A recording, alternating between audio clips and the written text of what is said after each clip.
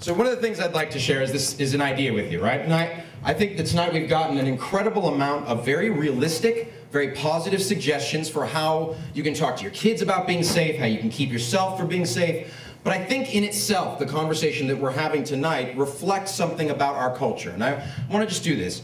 I want to read a list for you of the kind of things we often say when it comes to violence prevention.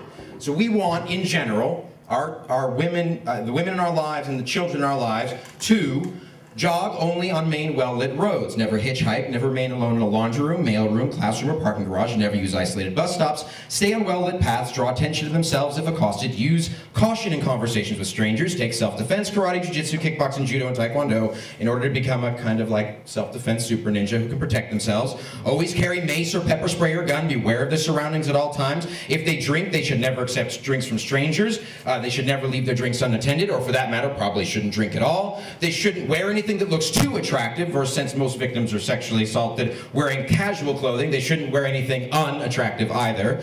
And when you think about this, like this litany of examples we have, right, on and on it goes. And the story that we're getting from our culture is that basically, it's like we're saying the cultural solution to violence is that our children, and women in particular, should basically watch what they say, who they say it to, how they look, how they walk, how they eat, how they smell, and basically should maybe stay inside their homes altogether just to be safe. Now, I don't know about you, but these suggestions, and I'm not at all saying self-defense is not a good idea. It is a great idea for your kids to take self-defense courses in schools. It should be mandatory in our schools. But I don't know about you. I'd rather live in a culture where they didn't have to. I ask this question. What is the most common word used in our culture to describe a woman who has sex? What do you think? What do you think that word is? Slut. Down every time. I do this little grid where we put up different categories, and every time it is the first word that comes out, and usually when I got a college group with me, in unison you hear, slut!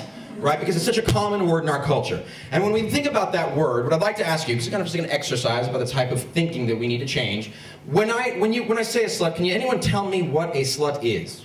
I mean, like, let's pretend I'm an alien from a different planet, just landed here, I don't know what's going on. What do we know about sluts? What are they? What do they do? How do they get the title?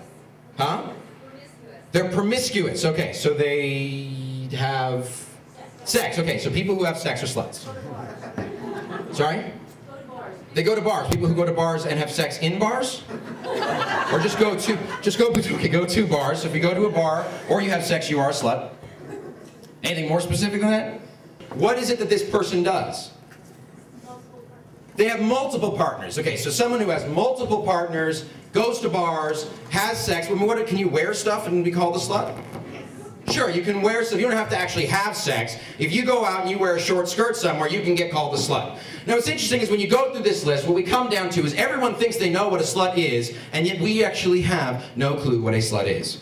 There's no criteria for it. It's not like if you get to, 7.6 partners in a 4-week span, right, then you're like, there's no conclusive evidence here as to what a slut is. And yet our culture agrees upon the idea that they exist. And the bottom line is this, that every woman in our culture, every woman in this room, every woman out there, at some point does something that our culture could define her as a slut.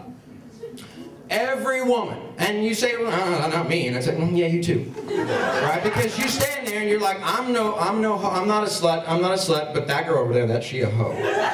Right? This is very realistic about our culture here, okay? And so you see that happen, right? And the one thing we can actually agree about, the one thing that we actually do agree about what a slut means, is that they don't deserve something. What do you think that is?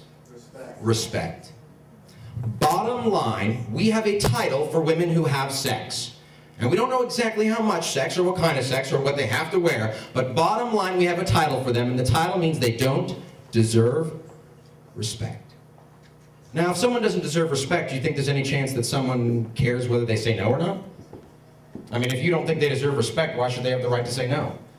If you don't think they deserve respect when they're running out in the park, you see them and you're like, that hoe is asking for it. She's wearing short shorts, jogging shorts. She's flashing her butt at me.